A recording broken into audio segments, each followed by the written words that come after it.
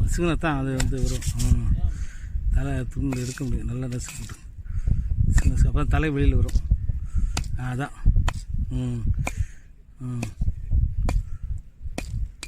Right.